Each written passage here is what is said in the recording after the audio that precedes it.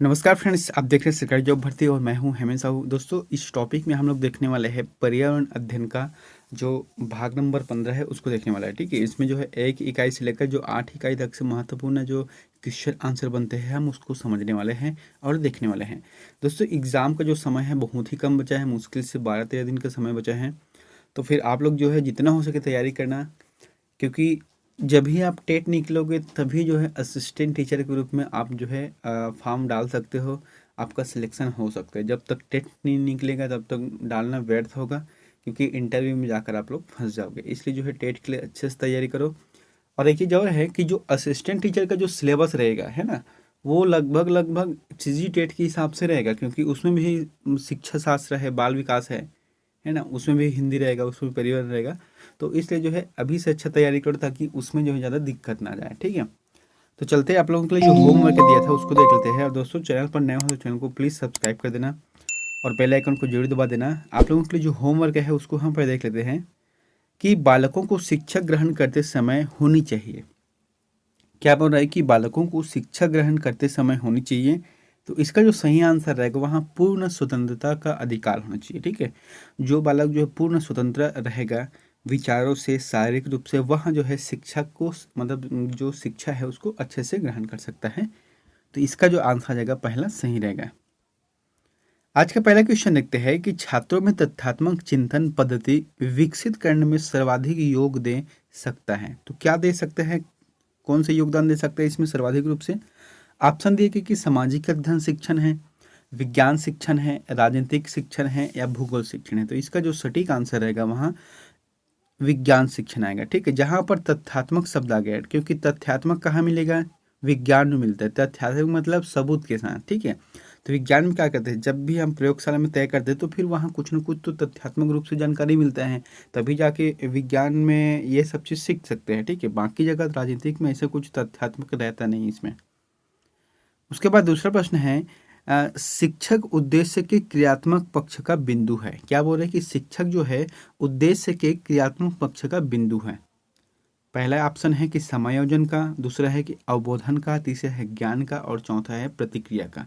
तो इसका जो आंसर रहेगा समायोजन का, है ना। तो समायोजन का जो मतलब पक्ष का एक बिंदु है, क्रियात्मक पक्ष का बिंदु है, कौन सा? शिक्षक है जो कि समायोजन के हिसाब से तैयार करता है।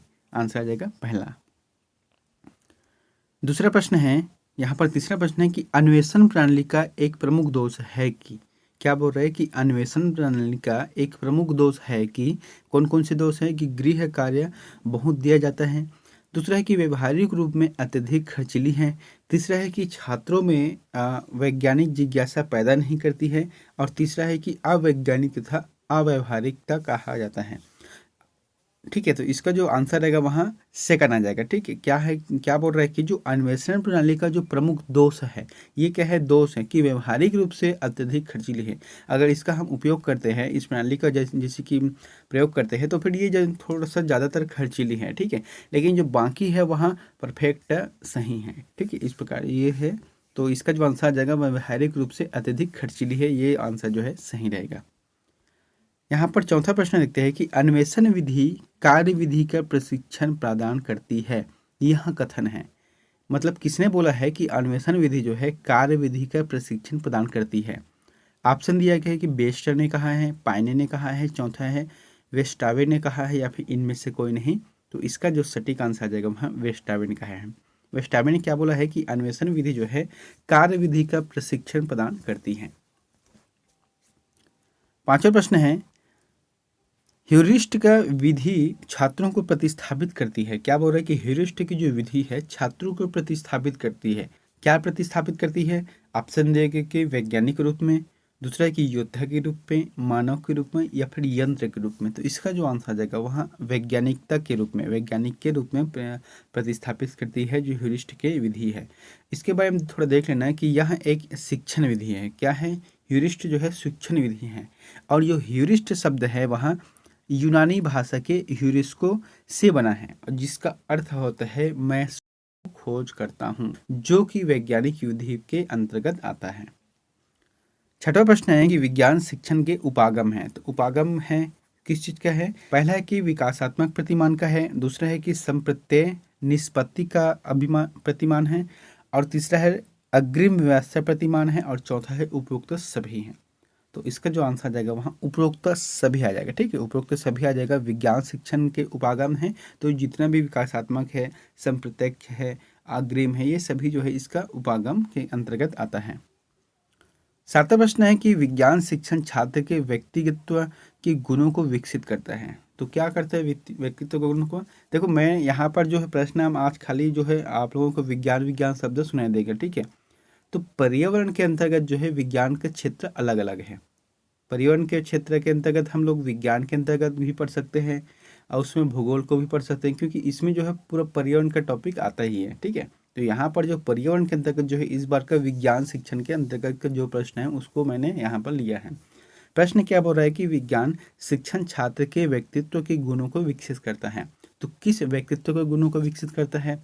ऑप्शन है कि नियमितता को करता है, परिशुद्धता को करता है, क्रियात्मक को करता है, और चौथा ये सभी। तो ये सभी जो बातों को विज्ञान शिक्षण से व्यक्ति के छात्र के व्यक्तित्व के गुणों का विकसित होता है। 8वां प्रश्न है कि निम्न में से किस विधि में छात्र काम करके सीखता है। क्या बोल रहे हैं कि निम्न में से किस विधि से छात्र जो है काम करके सीखता है, यानी कि करके सीखता है। ऑप्शन दिया गया कि अन्वेषण विधि है, दूसरा है कि पाठ्य पुस्तक विधि है, तीसरा है कि व्याख्यान विधि है, और चौथा है व्याख्यान प्रदर्शन विधि है। तो इसका जो आंसर आ जाएगा अन्वेषण विधि। अन्वेषण विधि ऐसा विधि है जिसमें कोई भी छात्र रहता है वहाँ काम करके सीखता है। जो काम करेगा फिर जाकर वहाँ सीखेगा वो, जो कि प्रयोगशाला विज्ञान के अंतर्गत होता है। 9वां प्रश्न है किसी विधि के अंतर्गत किसी इकाई को सूक्ष्म खंडों में विभक्त कर शिक्षण कराया जाता है। क्या बोल रहा है कि किस विधि के अंतर्गत जो है किसी इकाई को सूक्ष्म खंडों में, यानी कि जैसे कि इकाई है, ठीक है, तो इकाई को सूक्ष्म खंडों में विभाजित कर देते हैं, उसके बाद अध्ययन कराया जाता है। तो ये किस टाइप के हैं? ऑप्शन दिया गया कि संश्लेषण विधि में, दूसरा है कि विश्लेषण विधि में, और चौथा है कि प्रयोग, यहाँ पर तीसरा है कि प्रयोग प्रदर्शन विधि में, और चौथा है कि अन्वेषण विधि में। तो इसका जो आंसर आ जाएगा विश्लेषण विधि में। यानी कि अगर कोई खंड है, इकाई है, उसको हम तोड़ के टुकड़े करके अगर पढ़ाते हैं या विश्लेषण करते हैं तो वो जो है ज़्यादातर सार्थक रहता है। तो यहाँ पर ऑप्शन आ जाएगा विश्लेषण विधि आ जाएगा। 10वां प्रश्न है कि विज्ञान क्लब का उद्देश्य है। क्या बोल रहे हैं कि विज्ञान क्लब का उद्देश्य क्या है? ऑप्शन है कि छात्रों में वैज्ञानिक दृष्टिकोण उत्पन्न करना है, दूसरा है अपनी रुचि एवं योग्यता का विज्ञान के क्षेत्र में उपयोग करना है, उसके बाद है विज्ञान के आविष्कारों से परिचित उसके बाद है विज्ञान के आविष्कारों से परिचित करना है, चौथा है उपरोक्त सभी। तो इसका आंसर आ जाएगा उपरोक्त सभी आ जाएगा। 11वां प्रश्न है शिक्षण के किस विधि में शिक्षण का सहकारी रूप देखने को मिलता है। तो कौन सी विधि में जो है शिक्षण का सहकारी रूप देखने को मिलता है?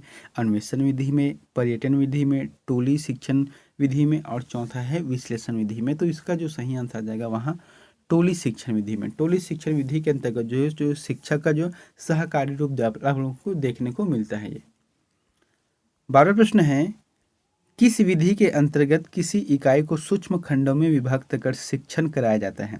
क्या बोल रहे हैं कि किस विधि में इकाई को सूक्ष्म खंडों में विभक्त कर शिक्षण कराया जाता है।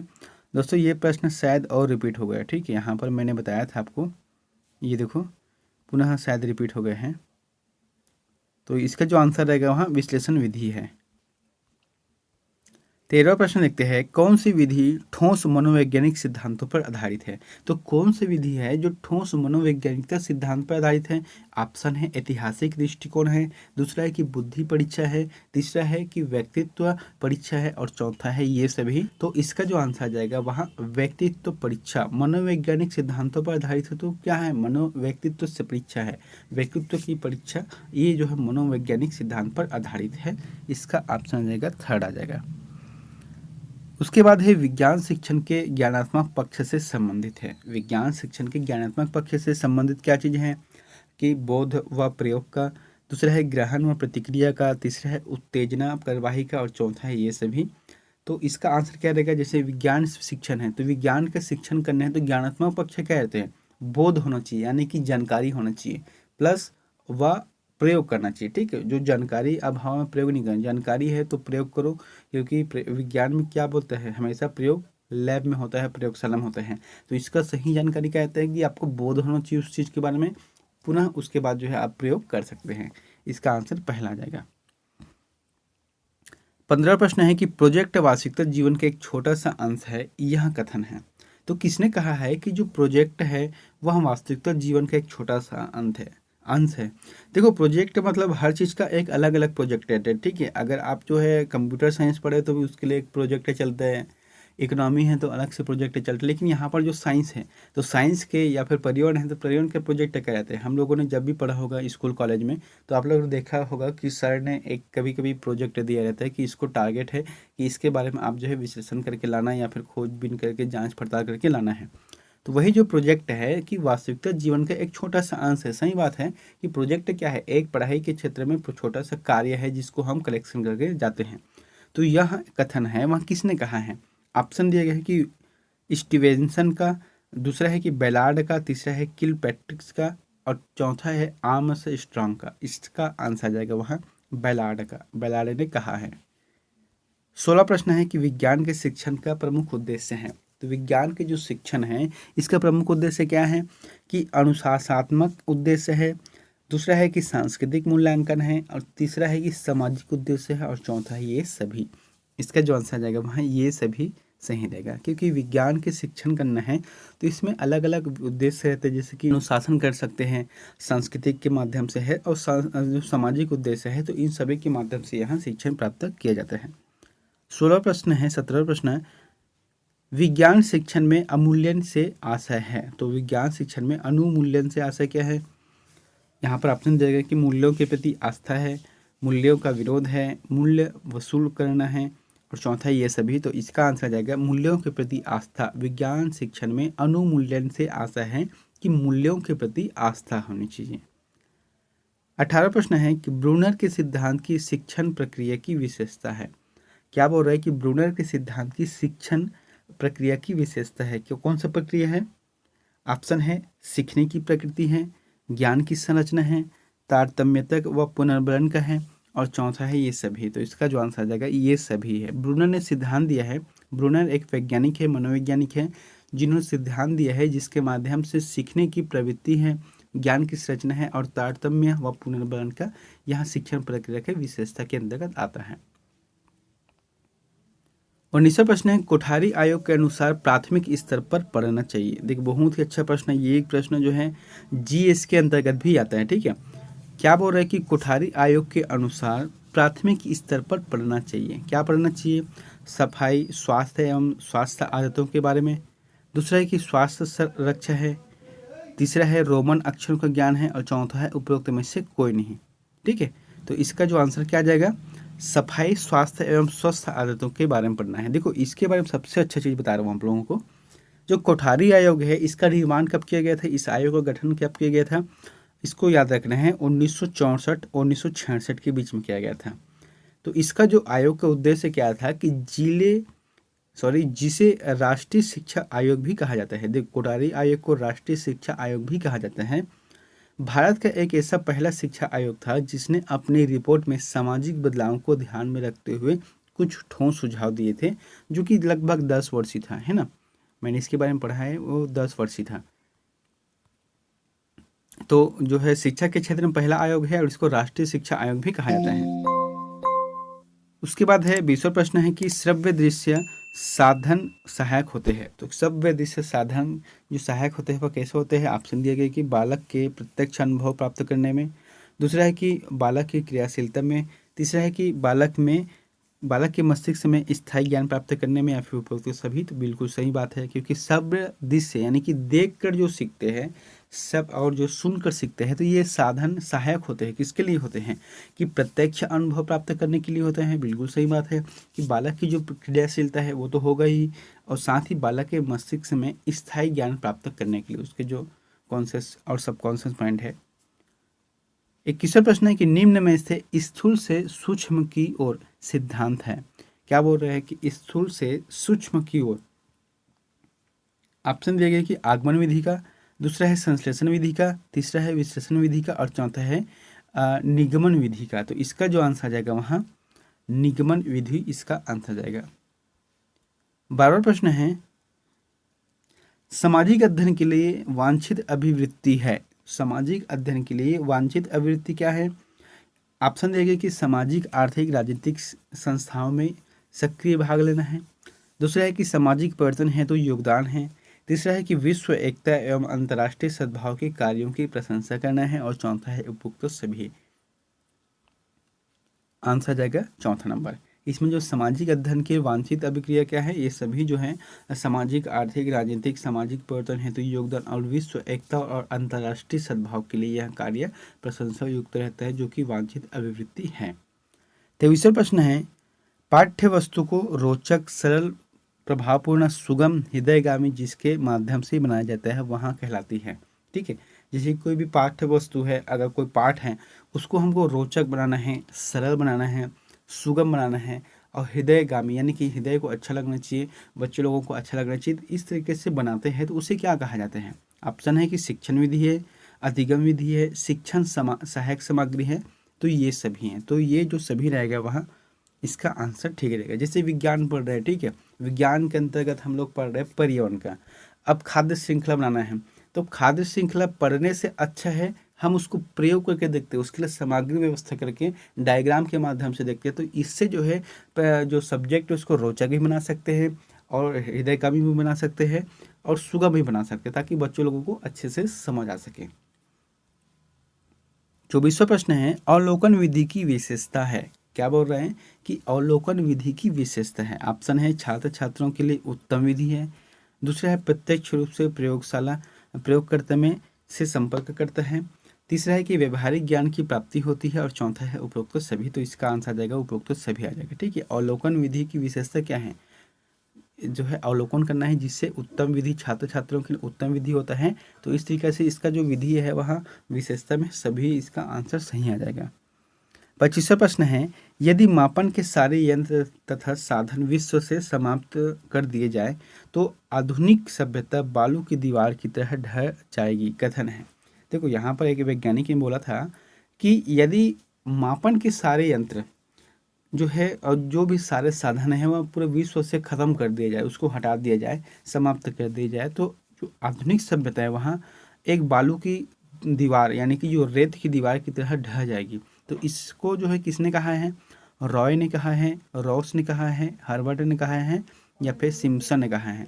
इसका जो आंसर आ जाएगा रॉस आ जाएगा। ठीक है, रॉस ने कहा है अगर मापन की विधि को हटा देते हैं तो फिर यह बालू की दीवार की तरह ढह जाएगी।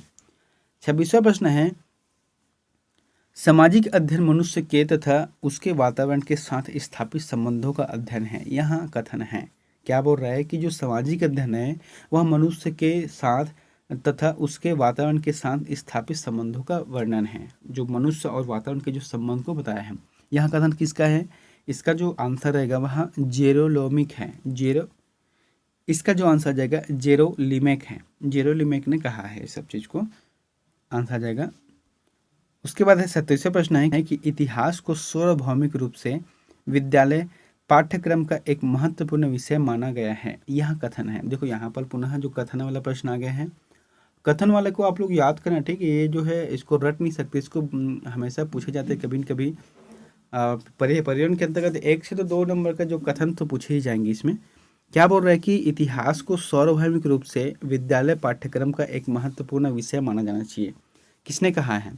यहाँ पर स्किनर ने, डाल्टन ने, के.पी. चौधरी ने या फिर जे.एस. किन्स ने। तो इसका जो आंसर आ जाएगा वहाँ के.पी. चौधरी ने कहा है कि इतिहास को सार्वभौमिक रूप से विद्यालय पाठ्यक्रम का एक महत्वपूर्ण महत्वपूर्ण विषय माना गया है।